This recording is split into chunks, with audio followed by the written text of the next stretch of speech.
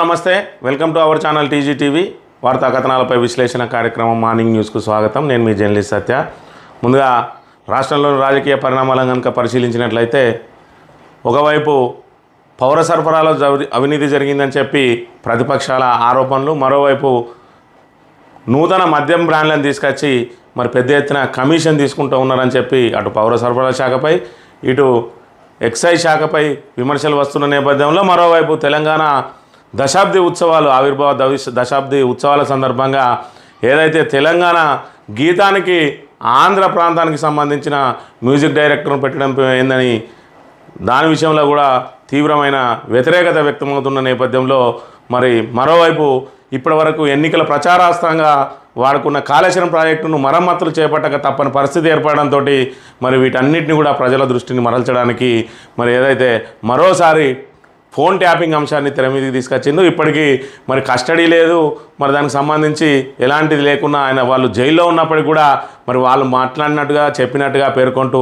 అనేక అంశాలను ఇక్కడ తన ప్రధాన అనుకూల మీడియాకు లీకులు ఇస్తూ ప్రభుత్వం ప్రజలను డైవర్షన్ చేసే ప్రయత్నం చేస్తూ ఉన్నది. మరోవైపు అన్నదాతలు మాత్రం ఇటు విత్తనాల కోసం, అదేవిధంగా ఎరువుల కోసం మరి పడిగాపులు పడుతున్న పరిస్థితి. మరోవైపు ఆదిలాబాద్ జిల్లాలో మరి రైతుల మీద లాఠీ చార్జ్ చేసిన పరిస్థితిని కూడా మనం గమనించవచ్చు.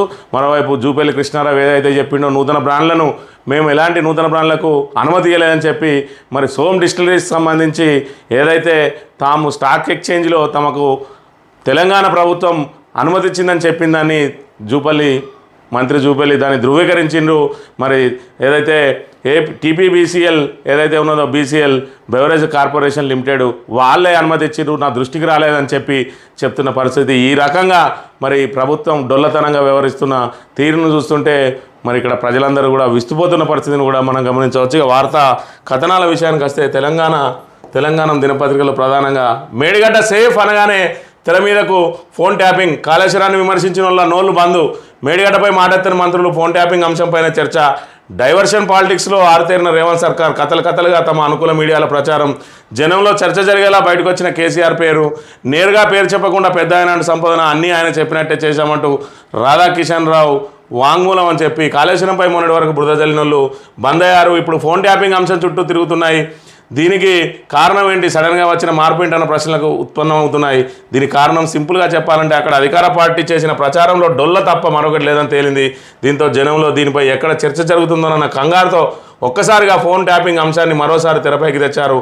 తమ బాగా ఛానళ్ళని ఎన్టీవీ, బిగ్ టీవీలలో ఊదరగొడుతూ కథనాలు అల్లుతున్నారు, కథలుగా సినిమా ప్లే చేస్తున్నారు. పక్కా స్క్రిప్ట్ ప్రకారం జరుగుతున్న ఈ ప్రచారం మరికొన్ని రోజులు సాగనుంది అని చెప్పి ఏదైతే మరి మేడిగడ్డకు సంబంధించి కాళేశ్వరం ప్రాజెక్టును మరి ఇక్కడ మరమ్మతులు జరుగుతున్న నేపథ్యంలో మరి ఇప్పటి వరకు ఎందుకు కాళేశ్వరాన్ని మరి ఇక్కడ ఎడారిలాగా చేసిర్రు, ఇప్పుడు ఎందుకు చేయాల్సి వస్తుంది? గత ప్రభుత్వంలోని పెద్దలు ఎవరైతే ఉన్నారో బీఆర్ఎస్ నాయకులందరూ కూడా దాన్ని మరమ్మతు చేయాలి, మీరు ఎలాంటి విచారణలైనా చేసుకోండి అని చెప్పినప్పటికీ కూడా పెడచెవిన పెట్టిన ప్రభుత్వం ఈరోజు తప్పనిసరి పరిస్థితుల్లో మరమ్మతులు చేస్తున్న నేపథ్యంలో దీని మీద పెద్ద ఎత్తున ప్రజాగ్రహం వ్యక్తమయ్యే అవకాశం ఉన్నది. రైతుల నుంచి తీవ్ర వ్యతిరేకత వ్యక్తమయ్యే అవకాశం ఉన్నది. మరోవైపు యూ ట్యాక్స్ అని, ఆర్ ట్యాక్స్ అని మరి ప్రభుత్వం మీద విపరీతమైన విమర్శలు వస్తున్న నేపథ్యంలో మరోవైపు సన్న బియ్యం టెండర్లను రద్దు చేసిండ్రు. ఇప్పుడు అదేవిధంగా మిల్లర్ల దగ్గర ఉన్న బియ్యానికి టెండర్ వేసిన వాళ్ళ సమయం గడువు ముగిసిపోయింది, అయినప్పటికీ కూడా దాని మీద ఎలాంటి నిర్ణయం లేదు. ఈ నేపథ్యంలో మరి ప్రభుత్వానికి ఏదైతే ప్రభుత్వం మీద పెద్ద ఎత్తున విమర్శలు వస్తున్న నేపథ్యంలో దాని నుంచి తప్పించుకునేందుకు డైవర్షన్ పాలిటిక్స్లో భాగంగా ఈరోజు మరోసారి టెలిఫోన్ ట్యాపింగ్ అంశాన్ని తెర మీదకి తీసుకొచ్చినట్లుగా మరి ప్రధానంగా మనం గమనించవచ్చు. ఇకపోతే రైతన్నకు లాఠీ దెబ్బలు, విత్తనాల కోసం క్యూ లైన్లో రైతులు లాఠీ చార్జ్ జరిపిన పోలీసులు, విచక్షణ రహితంగా కొట్టిన కాకీలు, ఆదిలాబాద్లో ఘటన, రాష్ట్ర వ్యాప్తంగా రైతుల్లో ఆగ్రహం అని చెప్పి మరి రైతులకు ఎప్పటికప్పుడు విత్తనాలను కానీ అదేవిధంగా ఎరువులను కానీ పూర్తి స్థాయిలో అందుబాటులో ఉంచాల్సిన ప్రభుత్వం వాటిని అందుబాటులో ఉంచకపోగా మరి వాటి కోసం బారులు రైతుల మీద లాఠీ ఛార్జీలు జరిపిస్తున్న పరిస్థితిని మనం గమనించవచ్చు.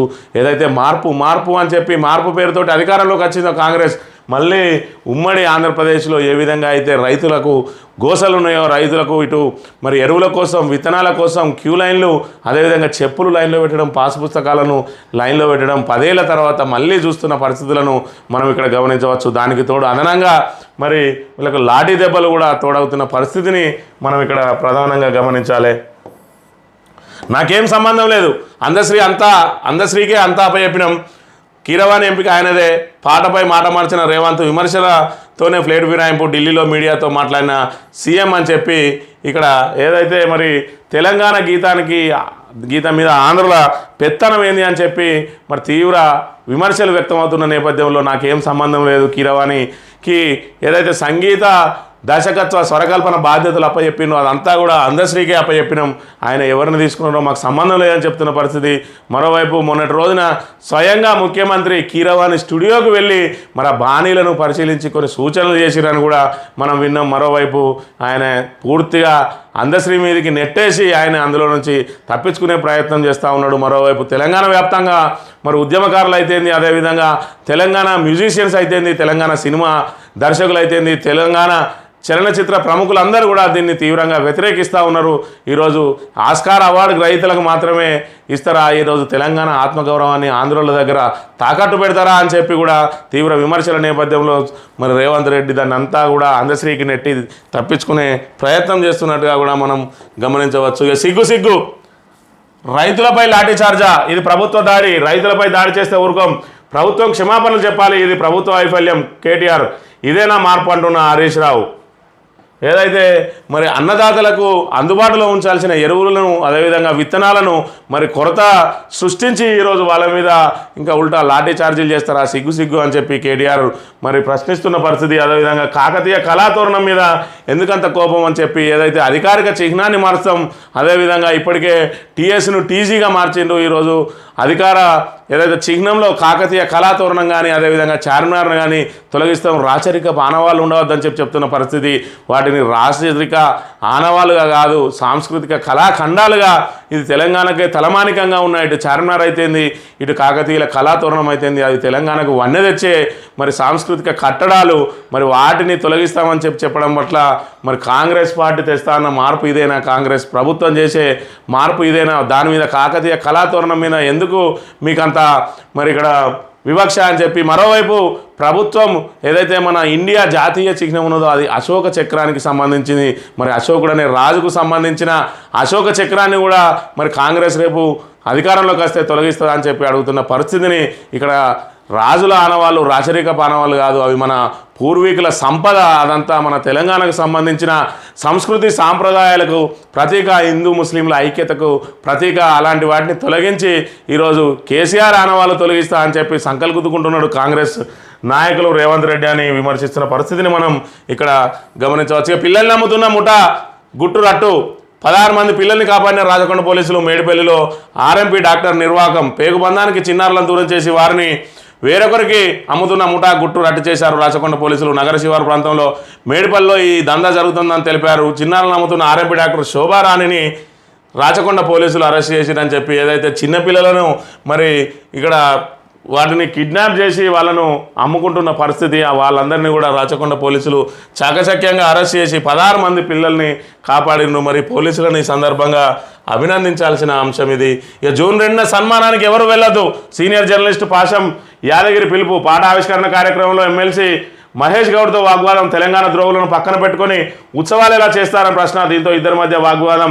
కాంగ్రెస్ నేతలపై తీవ్ర స్థాయిలో మండిపడ్డ పాశం అని చెప్పి ఏదైతే మరి జూన్ 2న ఇక్కడ కళాకారులకు, కవులకు, ఉద్యమకారులందరికీ కూడా సన్మానం చేస్తాం, సోనియా గాంధీని పిలిచి పెద్ద ఎత్తున కార్యక్రమం నిర్వహించి సన్మానం చేస్తామని చెప్తా ఉన్నారు. మరోవైపు తెలంగాణ రాష్ట్ర గీతాన్ని మాత్రం మరి స్వరకల్పనకు ఆంధ్రుల చేతిలో పెట్టిరు. తెలంగాణ ద్రోహులను మీరు పక్కన పెట్టుకొని మమ్మల్ని పిలిస్తే ఎందుకు వస్తామని చెప్పి కవులు కూడా ధిక్కార స్వరం వినిపిస్తున్న పరిస్థితిని మనం ఇక్కడ గమనించవచ్చు. ఇక కేసీఆర్ ప్రస్తావన తీసుకురాలేదు, కావాలనే బురద జల్లుతున్నారు. కవిత బెయిల్ కేసులో మీడియా అత్యుత్సాహం, కేసీఆర్ పేరును ఈడీ ప్రస్తావించిందంటూ ప్రచారం.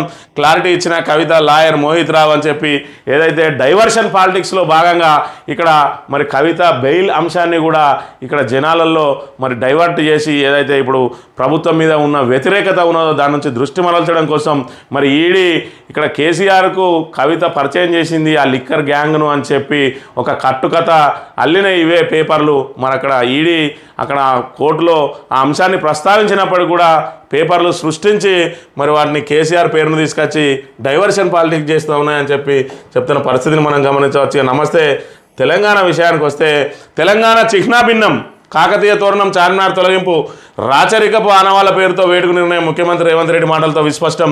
తెలంగాణ చారిత్రక వైభవానికి అవమానం అని చెప్పి అదేవిధంగా ఏదైతే మరి కీరవాణి స్టూడియోకు రేవంత్ రెడ్డి స్వయంగా వెళ్ళిండు. ఇప్పుడేమో నాకు సంబంధం లేదు, మరి అదంతా ఏదైతే అందశ్రీకి అప్పచెప్పినామని చెప్తా ఉన్నాడు. స్వయంగా ఆయనే మరి అందశ్రీకి అప్పచెప్తే అక్కడికి వెళ్ళి స్వయంగా ఎందుకు ఆ బాణీలను పరిశీలించి ఎందుకు సూచనలు చేసిందో అనే విషయాన్ని కూడా మరి ప్రజలకు చెప్పాల్సిన పరిస్థితి. మరోవైపు చార్మినార్ కాకతీయ వైభవం రాష్ట్ర గేయం నుంచి కూడా తొలగించడానికి ప్రయత్నం చేస్తూ ఉన్న పరిస్థితిని మనం గమనించవచ్చు.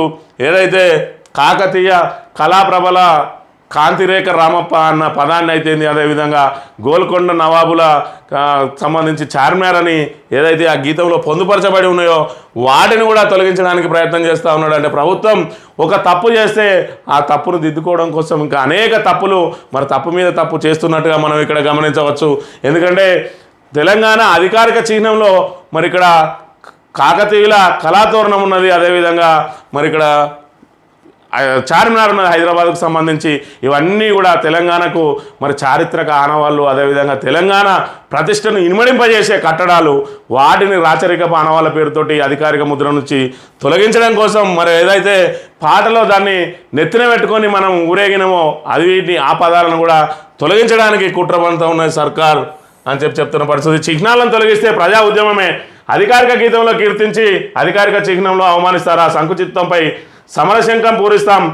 అవి రాచరికపు గుర్తులు ఏమాత్రం కావు, 1000 ఏళ్ల సాంస్కృతిక వైభవ చిహ్నాలు అంటున్నాడు మరి ఇక్కడ వర్కింగ్ ప్రెసిడెంట్ కేటీఆర్. అదేవిధంగా ఆంధ్ర దర్శకుని పెత్తనం ఏంది, వాళ్ళే ఇష్టమైతే అక్కడికే వెళ్ళి సీఎం గండి అని చెప్పి ఇక్కడ ప్రవీణ్ కుమార్ తీవ్రంగా వ్యతిరేకిస్తున్న పరిస్థితిని కూడా మనం ఇక్కడ గమనించవచ్చు. ఏదైతే చిహ్నాలను తొలగించి మరి అధికారిక గీతంలో మాత్రం వాటిని కాకతీయ కళాప్రభలు అని చెప్పి కీర్తించుకున్నాం, మరి గోల్కొండ నవాబులు అని చెప్పి కీర్తించుకున్న వాటిని ఈరోజు అధికారిక చిహ్నంలో తొలగిస్తామని అంటున్నారు. మరోవైపు ఇక్కడ ఏదైతే అశోక చక్రం ఉన్నదో ఈ అశోక చక్రానికి సంబంధించి 3 సింహాలు మరి అది కూడా రాచరిక ఆనవాళ్ళే. రాబోయే రోజుల్లో భారతదేశానికి అధికారిక చిహ్నంగా ఉన్న 4 సింహాలను మరి తొలగిస్తారా, ఆ ముద్రను కూడా తొలగిస్తారా అని చెప్పి అడుగుతున్న పరిస్థితి. అదేవిధంగా నెహ్రూది కూడా రాచరికమైన జాతీయ పతాకాన్ని రాజ్యాంగ సభ ఆమోదించకముందే కారుకు అశోక చక్రం కట్టి తిరిగిన తొలి ప్రధాని. పొరుగు రాష్ట్రాల చిహ్నాల్లోనూ సాంస్కృతిక కట్టడాలు సీఎం దుందుడుకు నిర్ణయాలతో కాంగ్రెస్ ఇరకాటం అని చెప్పి ఇక్కడ ప్రధానంగా ప్రచురించింది. ఏదైతే ఆయా రాష్ట్రాల్లో ఉన్న ఆ సాంస్కృతిక వైభవానికి సంబంధించిన గుర్తులు ఏవైతే ఉంటాయో వాటిని అధికారిక చిహ్నంలో పొందుపరిచి మరి వాటిని గౌరవించుకుంటున్న పరిస్థితులలో ఈరోజు తెలంగాణ వ్యతిరేకిగా మరి ముద్రపడ్డ రేవంత్ రెడ్డి మరి తెలంగాణకు ముఖ్యమంత్రి అయిన తర్వాత ఆయన నుంచి మనం ఆశించేది ఇంతకంటే ఎక్కువ ఏముంటుంది. ఖచ్చితంగా ఆయన తెలంగాణ మీద కక్ష తీర్చుకోవడానికే సీఎం అయిందా అనే రీతిలో ఇక్కడ ప్రవర్తిస్తున్న తీరును మనం గమనించవచ్చు. తెలంగాణ సాంస్కృతిక వైభవాన్ని ధ్వంసం చేస్తూ ఉన్నాడు, తెలంగాణ వనరులను ధ్వంసం చేస్తూ ఉన్నారు. అదేవిధంగా తెలంగాణకు దేశంలోనే ప్రపంచంలోనే ప్రతిష్టాత్మకంగా నిర్మించిన కాళేశ్వరం ప్రాజెక్టును కూడా ధ్వంసం చేస్తున్న పరిస్థితిని మనం గమనించవచ్చు. ఈ రకంగా మరి తెలంగాణ ప్రభ 10 సంవత్సరాల్లో ఒక వెలుగుతే ఇప్పుడు మాత్రం అధపాతాళానికి మరి దిగజారుతున్న పరిస్థితిని కూడా మనం గమనించవచ్చు. ఇక కాంగ్రెస్ డైవర్షన్ డామా. బియ్యం టెండర్లు, లిక్కర్ బ్రాండ్లలో అడ్డంగా దొరికిన ప్రభుత్వం, వ్యవసాయ రంగంలో సంక్షోభం, ఎక్కడికక్కడ నిలదీస్తున్న రైతులు, సర్కారు ఏమార్చే ఎత్తుగడ ట్యాపింగ్ లీగులతో మళ్ళీ దృష్టి మళ్లించే ప్రయత్నం అని చెప్పి ఖచ్చితంగా ఏదైతే ఇటు ఒకవైపు కొత్త బ్రాండ్లను తీసుకురావట్లేదు అని చెప్పి మరి 5,000 కమిషన్లు 5,000 కోట్లు చేతులు మారుతున్నాయని ఏదైతే వార్త వచ్చిన నేపథ్యంలో దాని మీద వివరణ ఇచ్చిన జూపల్లి కృష్ణారావు ఎలాంటి కొత్త వాటికి పర్మిషన్ ఇవ్వలేదన్నాడు. ఈరోజు సోంబీర్ మళ్ళీ వారికి ఏదైతే సోంబీర్ డిస్టరీస్ ఆల్రెడీ మరి రాష్ట్రంలోకి రాబోతున్నాయి. దాన్ని మరి ఇక్కడ ఈయనే ధృవీకరించిండు. ఎవరైతే ఎక్సైజ్ మంత్రి జూపల్లి కృష్ణారావు ఉన్నాడో ఆయనే ధృవీకరించిన పరిస్థితిని మనం గమనించవచ్చు.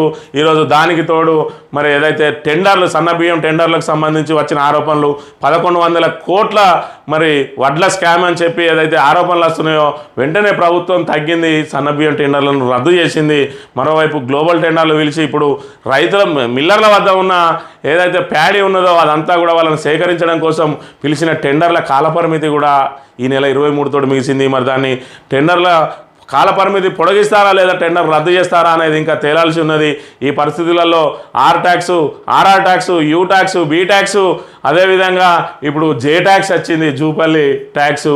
ఇన్ని ట్యాక్సుల నేపథ్యంలో మరి ప్రజల నుంచి తీవ్ర వ్యతిరేకత వ్యక్తమవుతున్న నేపథ్యంలో డైవర్షన్ పాలిటిక్స్ కోసమే ఈరోజు మరోసారి టెలిఫోన్ అంశాన్ని అంతేంది ఈడీకి సంబంధించి అందులో కేసీఆర్ పేరున్నదని మరి కావాలని చెప్పి ఇక్కడ అడుగుతున్న రంగం మీదకి తీసుకొస్తున్న పరిస్థితి, ఆయన తాబేదార్ పత్రికలతోటి వార్తలు రాయిస్తున్న పరిస్థితిని మనం గమనించవచ్చు. మా జూపల్లికి మాటల కొరత, మద్యం అనుమతులపై మాట మార్చిన ఎక్సైజ్ మంత్రి, రాష్ట్రంలో మద్యం కొరత అందుకే కొత్త వాటికి పర్మిషన్, నిబంధనల మేరకే అనుమతులు, త్వరలో మరికొన్ని, సోంబీర్కు పర్మిషన్ ఇచ్చింది బెవరేజ్ కార్పొరేషన్, దరఖాస్తులు నాకు రాలేదు, ఆ మాటకే కట్టుబడి ఉన్న పత్రికా ప్రకటనలో మంత్రి జూపల్లి కృష్ణారావు అని చెప్పి ఆయన శాఖలో ఏం జరుగుతుందో ఆయనకే తెలియని పరిస్థితులలో ఆయన ఎక్సైజ్ శాఖలో ఇంకా ఉండడానికి ఏమాత్రం అర్హుడు కాదు.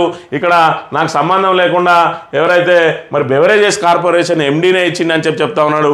ఇంకా నయం నా అటెండర్ సంతకం పెట్టినట్ట నాకు తెలియలేదు, నేను ఆ రోజు ఆఫీస్కి వెళ్ళలేదని చెప్పే రకంగా కనబడతా ఉన్నది. ఇక్కడ వీళ్ళ మాటలను చూసినట్టయితే సాక్షాత్తు ఎక్సైజ్ మంత్రి, అందులో ఏం జరిగినా దానికి బాధ్యత వహించాల్సిన మంత్రి ఈరోజు తనకు తెలియకుండానే జరిగిందని చెప్పడం మరి ఇది ఎంతవరకు సమంజసం అనేది ప్రజలందరూ కూడా గమనించాలి. ఇక సాక్షి దినపత్రిక విషయానికి వస్తే, రైతన్న విత్తన గోస, ఆదిలాబాద్ పత్తి రైతులు మంగళవారం తెల్లవారుజాము నుంచే విత్తన విక్రయ దుకాణాల ఎదుట బారులు తీరారు. డిమాండ్ ఉన్న రకం విత్తనాలను దక్కించుకునేందుకు క్యూలో నిల్చొని రోజంతా పడగాపులు కాశారు. ఈ సందర్భంగా రైతులు పోలీసులతో వాగ్వివాదానికి దిగారు. చివరకు పోలీసుల సమక్షంలో ఒక్కో రైతుకు 2 విత్తన ప్యాకెట్లు అందజేశారని చెప్పి ఈరోజు రాష్ట్రంలో ఏ విధంగా విత్తన కొరత ఉన్నదనే దానికి ఈ ఫోటోనే సజీవ సాక్ష్యంగా మనం గమనించవచ్చు. ఈ రకంగా రైతులు విత్తనాల కోసం ఎంతగా ఇబ్బంది పడుతున్నారో చూడవచ్చు. ఇక దీనికి సంబంధించి సొంతంగా ముందుకెళ్ళాం, మేడిగడ్డపై నిపుణుల కమిటీ, కేంద్ర ఏజెన్సీలు చెప్పినట్టే నడుచుకుంటాం, సీఎం రేవంత్ ఢిల్లీలో మీడియాతో చిట్చాట్ అని. మరి ఇక్కడ ఏదైతే మేము మేడిగడ్డ మీద నిపుణుల కమిటీ చెప్పినట్టే వింటామని చెప్తా ఉన్నాడు. మరోవైపు మేడిగడ్డ పనికిరాదని, అదేవిధంగా అదేదో మరి 32 పనులలో ఒక పనులా కాదు, అది మరి వెన్నుపూస అని చెప్తున్న పరిస్థితి. నిపుణుల కమిటీ నివేదికలు మరి మధ్యంతర నివేదికలో దాన్ని మరమ్మతు చేయాలి తక్షణం అని చెప్పిన పరిస్థితులలో మరి వితండవాదం ఎందుకు చేస్తూ ఉన్నాడు అంటే, ఏదైతే కాళేశ్వరం మీద ఆరోపణలు చేసిందో దాన్ని సరిదిద్దుకునే ప్రయత్నంలో భాగంగా అందులో నుంచి బయటపడడానికి ఆ పాపాన్ని ఏదైతే మరి అంటకుండా చూసుకోవాలని ప్రయత్నం చేస్తున్నాడు. కానీ కాళేశ్వరం పాపం ఖచ్చితంగా కాంగ్రెస్కు తగలక తప్పదు. ఎందుకంటే మరి ఇక్కడ కృత్రిమ కరువును సృష్టించింది కాంగ్రెస్ పార్టీ. కేవలం ఎంపీ ఎలక్షన్లలో మరి గెలవడం కోసం బీఆర్ఎస్ ప్రభుత్వం గత ప్రభుత్వాన్ని మీద మరకలు వేయడానికి కాళేశ్వరం ప్రతిష్ట మసకపరిచే ప్రయత్నం చేసిన పరిస్థితులలో ఈరోజు అందులోంచి బయటపడడానికి నానా తంటాలు పడుతున్న పరిస్థితి. దానిలో భాగంగానే ఇక్కడ ఫోన్ ట్యాపింగ్ చేసినామని చెప్పి ఇప్పుడు ఆయన చెప్పిన మాటలుగా మరి ఈరోజు ప్రచురించిండ్రు. ఎందుకు వచ్చింది ఈ అంశం, మళ్ళీ తెరపైకి ఎందుకు వచ్చింది, ఈరోజు మళ్ళీ కస్టడీ లేదు, దానికి సంబంధించిన అంశం లేదు. అదేదైతే ఆల్రెడీ దీనికి సంబంధించిన మరి ఛార్జ్షీట్లు కూడా దాఖలు చేస్తున్న పరిస్థితులలో ఈరోజు జైల్లో ఉన్న వారిని మరి ఏకంగా మళ్ళీ తెర మీదకి తీసుకురావడానికి డైవర్షన్ పాలిటిక్సే కారణం అనే విషయాన్ని కూడా మనం ఇక్కడ గమనించాలి. ఇకపోతే ఏదైతే గొల్ల కుర్మలకు మరి గొర్రెల పథకానికి సంబంధించి మొదటి విడత గత ప్రభుత్వం విడుదల చేసింది, వాళ్ళకు గొర్రెలన్నీ పంపిణీ చేసింది. మరి రెండో విడతలో భాగంగా వాళ్ళ దగ్గర నుంచి మరి పార్షియల్ అమౌంట్ కట్టించుకున్నది. దానికి సంబంధించి తాము అధికారంలోకి రాగానే వెంటనే రెండో విడత గొర్రెలను పంపిణీ చేస్తామని చెప్పి మరి కాంగ్రెస్ పార్టీ తన మేనిఫెస్టోలో రూపొందించింది. మరి ప్రభుత్వంలో అధికారంలోకి రాగానే మరి వాళ్ళ డీడీలన్నింటినీ కూడా వాపసిస్తున్న పరిస్థితిని మనం గమనించాలి. గొర్రెలకు మంగళం, రెండో విడత పంపిణీ చేపట్టకుండానే సబ్సిడీ గొర్రెల పథకానికి సర్కార్ బ్రేక్, గొల్ల కుర్మలు కట్టిన డీడీలు వెనక్కి ఇచ్చేస్తున్న పశుసంవర్ధక శాఖ, దీనికి ప్రత్యేక దరఖాస్తు రూపొందించిన ప్రభుత్వం, గొర్రెల కోసం 3,37,000 మంది ఎదురుచూపులు, 90 రోజుల్లోనే గొర్రెలు ఇస్తామని ఎన్నికల మేనిఫెస్టోలో పెట్టిన కాంగ్రెస్ చెప్పిన దానికి విరుద్ధంగా ఇప్పుడు డీడీల వాపస్ అని చెప్పి మరి కాంగ్రెస్ పార్టీ ఏదైతే మేనిఫెస్టోలో పెట్టిందో అవి ఏవి కూడా అమలు అవుతలేవు, కావు అనడానికి నిదర్శనంగా మనం దీన్ని భావించవచ్చు. ఇది ప్రభుత్వం మరి చెప్పిన పార్టీగా చెప్పిన మాట, ప్రభుత్వంగా అనుసరిస్తున్న విధానాన్ని మనం ఇక్కడ ప్రధానంగా గమనించాలి. ఇక ఆంధ్రజ్యోతి దినపత్రికను కనుక మనం పరిశీలించినట్టయితే, హైకోర్టు జడ్జి ఫోన్ పైన నిఘా, జస్టిస్ శరత్ వద్ద ప్రభుత్వ బీఆర్ఎస్ నేతల కేసులు ఉండడంతో ఆయన ఫోన్ ట్యాప్ అని చెప్పి మరి ఏదైతే పూర్తి స్థాయిలో దీన్ని డైవర్షన్ చేయాలంటే ఇందులో జడ్జీలను కూడా లాగిన పరిస్థితిని మనం ఇక్కడ గమనించాలి. కేవలం డైవర్షన్ పాలిటిక్స్ కోసమే మాట్లాడుతూ ఉన్నారు. ఇంకపోతే కేసీఆర్ను విచారించాలి, ఆయనకు లై డిటెక్టర్ పరీక్షలు చేయాలి, అప్పుడే కాళేశ్వరం విషయాలు బయటకు వస్తాయని చెప్పి మరి వింత వాదనలు చేస్తున్నారు రేవంత్ రెడ్డి. మరి ఇక్కడ కాళేశ్వరం ప్రాజెక్టు మీద విచారణ కమిషన్ వేసారు.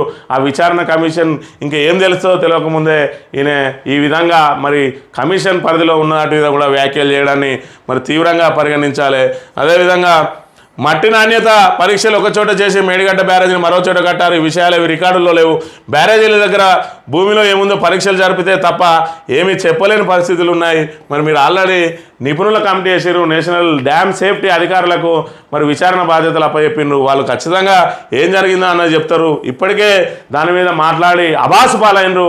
మళ్ళోసారి అబాసు పాలు కావద్దు. ముఖ్యమంత్రిగా, తెలంగాణ ముఖ్యమంత్రిగా మీరు అబాసు పాలైతే తెలంగాణ ప్రజలందరూ కూడా అబాసు పాలైనట్టుగానే భావిస్తాం. కాబట్టి మరి రేవంత్ రెడ్డి కాస్త చూసుకుంటే మాట్లాడితే బాగుంటుందని చెప్పి కోరుతా ఉన్నాం. అదేవిధంగా ధాన్యంపై పీఠముడి నిరుడు యాసంగిలో సేకరించిన ధాన్యంలో చాలా వరకు బహిరంగ మార్కెట్లో విక్రయం.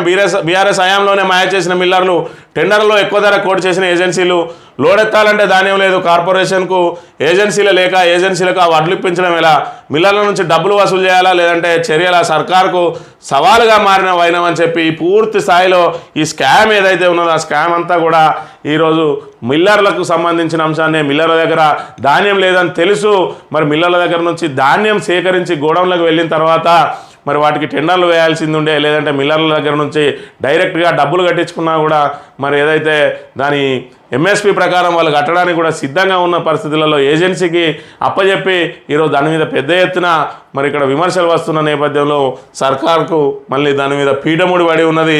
దాని నుంచి బయటపడడానికి నానా తంటాలు పడుతున్న పరిస్థితిని కూడా మనం ఇక్కడ గమనించవచ్చు. ఇక బీర్లకు బార్లా నిజమే అని చెప్పి ఇక్కడ ఒప్పుకున్న పరిస్థితిని కూడా మనం గమనించవచ్చు. ఇక లారీ వాళ్ళల్లో వెళ్ళి ఆర్టీఏ కార్యాలయాల్లో ఏసీబీ దాడులు, రాష్ట్ర వ్యాప్తంగా 12 కేంద్రాల్లో ఏకకాలంలో సోదాలు, కస్టమర్లలో ఏసీబీ డెకాయ్ ఆపరేషన్, 2,70,000 నగదు స్వాధీనం, డాక్యుమెంట్లలో నకిలీ బీమా పత్రాలు, అదుపులో ఏజెంట్లు విచారణ అని చెప్పి మరి ఇక్కడ రాష్ట్ర వ్యాప్తంగా కూడా ఏసీబీ అధికారులు ప్రతి డిపార్ట్మెంట్ మీద దృష్టి పెట్టారు. అందులో భాగంగా ఆర్టీఏ కార్యాలయాల్లో ఏకకాలంలో మరి 12 కేంద్రాల్లో సోదాలు చేస్తే మరి లెక్కలకు సంబంధం లేని 2,70,000 రూపాయల నగదు స్వాధీనం చేసుకోవడంతో పాటు అక్కడ ప్రైవేటు వ్యక్తులతోటి వసూళ్లకు పాల్పడుతున్న ఆయన కూడా బయటకు వచ్చిందని చెప్పి ప్రధానంగా ప్రచురించింది ఇక్కడ ఆంధ్రజ్యోతి దినపత్రిక. ఇక ఈనాడు విషయానికి వస్తే దానికి ఏదైతే ఫోన్ ట్యాపింగ్ అంశాన్నే ప్రధానంగా ఇటు ఈనాడు, అదేవిధంగా ఆంధ్రజ్యోతి, అదేవిధంగా దిశ వాళ్ళ బాకా పత్రికలు ఏవైతే ఉన్నాయో, వాళ్ళ బాకా ఛానల్ ఏవైతే ఉన్నాయో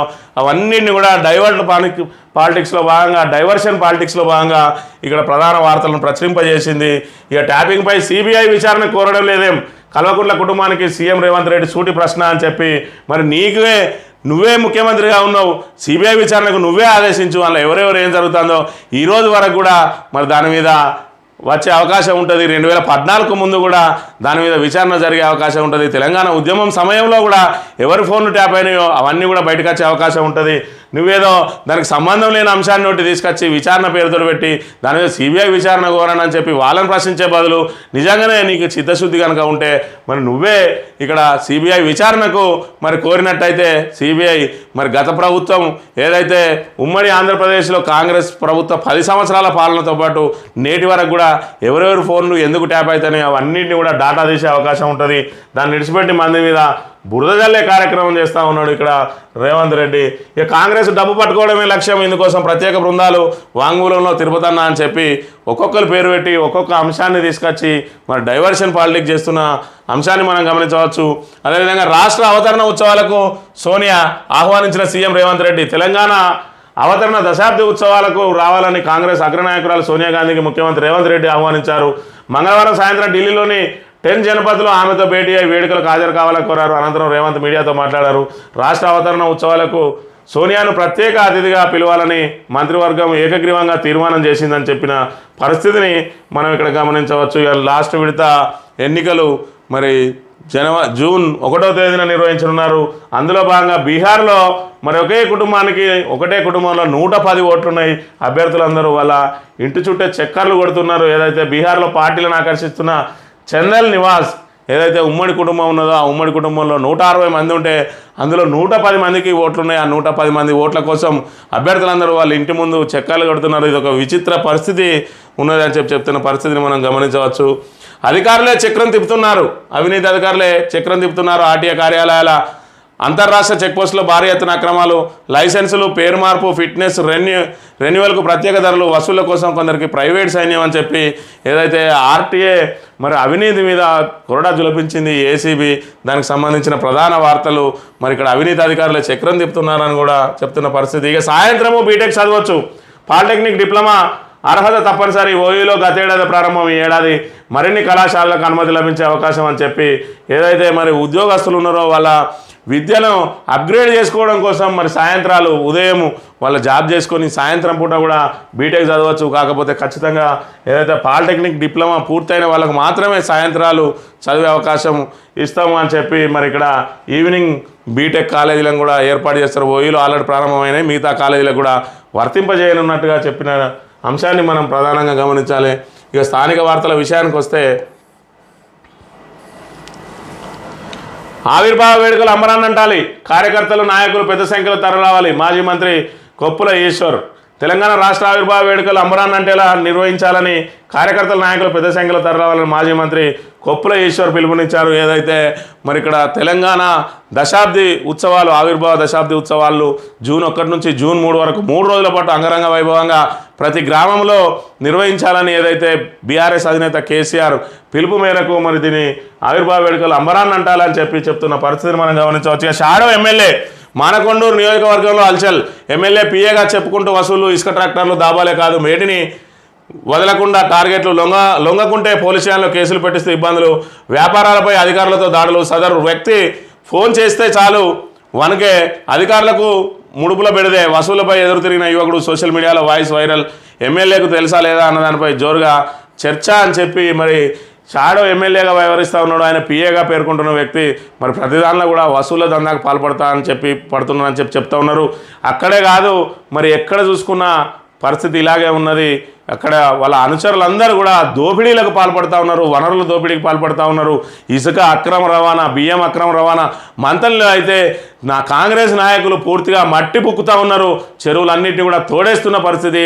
ఎక్కడ చూసినా ఇసుక కుప్పలుగా ఉంటున్న పరిస్థితి. దీనికి సంబంధించి ఇక్కడ ఏదైతే నియోజకవర్గ ఇన్ఛార్జ్, బీఆర్ఎస్ ఇన్ఛార్జ్, ప్రస్తుత పెద్దపల్లి జిల్లా పరిషత్ చైర్మన్ ఒక ప్రధానంగా నేను ఒక ప్రెస్ మీట్ పెట్టింది. దానికి సంబంధించిన అంశాన్ని కనుక పరిశీలించినట్టయితే మంతనిలో మాఫియా రాజ్యం, ఎన్జీటీ ఆర్డర్ను ఎందుకు అమలు చేయడం లేదు? జిల్లా పరిషత్ చైర్మన్ పుట్టా మధుకర్. ఏదైతే నేషనల్ గ్రీన్ ట్రిబ్యునల్ మరి మానేరు పరివాహక ప్రాంతంలోని ఇసుక రీచ్లు అన్నింటినీ కూడా మూసేయాలని చెప్పి, అదేవిధంగా వాళ్ళకి ప్రభుత్వానికి 25 కోట్లు, ఏదైతే ఇరిగేషన్ శాఖకు అదేవిధంగా మైనింగ్ శాఖకు 25 కోట్ల చొప్పున ఇక్కడ ఫైన్ విధించింది. అయినప్పటికీ కూడా ఇంకా మానేరులో ఇసుక తవ్వకాలు ఆగడం లేదు. మరోవైపు ఇక్కడ మంత్రి శ్రీధర్ బాబు తాను ప్రతిపక్షంలో ఉన్నప్పుడు అదేవిధంగా ఏం చెప్పిండంటే ఖచ్చితంగా మీ వనరులన్నీ ఇక్కడ దోపిడీకి గురవుతున్నాయి, ఇవన్నీ మీ తాత ముత్తాతలకు సంబంధించిన ఆస్తులు అని చెప్పిండు. తాము అధికారంలోకి రాగానే పూర్తి స్థాయిలో ఆపేస్తా అన్నాడు. మరి వీళ్ళు అధికారంలోకి వచ్చిన తర్వాత రెన్యువల్ చేసిండ్రు, ఏవైతే ఇసుక రీచ్లు ఉన్నాయో వాటికి రెన్యువల్ చేసిండ్రు. మళ్ళీ ఈరోజు ఎన్జీటీ నేషనల్ గ్రీన్ ట్రిబ్యునల్ ఏదైతే చెన్నై బెంచ్ తీర్పు ఇచ్చిందో ఆ తీర్పును కూడా కనీసం అమలు చేయడం లేదు. యథేచ్ఛగా మరి ఇసుక అక్రమ రవాణా లూటీ చేస్తూ ఉన్నారు. మానేరు నది అంతా లూటీకి గురవుతుంది. దానికి తోడు చెరువులను లూటీ చేస్తూ ఉన్నారు, కొండలను గుట్టలను అవి ఎర్రమట్టి ఎత్తుకపోతూ ఉన్నారు. రేషన్ బియ్యం అంతా కూడా పక్కదారి పడుతున్న పరిస్థితి. ఈ రకంగా మంత్రిలో వనరులన్నీ ఈ రకంగా దోపిడీకి గురవుతూ ఉంటే మరి ఇక్కడ మంత్రిగా ఉన్న శ్రీధర్ బాబు మాత్రం కళ్ళు మూసుకుంటున్న వచ్చే పరిస్థితిని మనం గమనించవచ్చు. పుట్టా మధుకర్ మాట్లాడిన మాటలను కనుక మనం గమనించినట్టయితే ఇసుక, ల్యాండ్, బియ్యం, బెల్లం వంటి అక్రమ దందాల మాఫియా మంత్రి నియోజకవర్గంలో రాజ్యం వెళ్తున్నది. మంత్రిని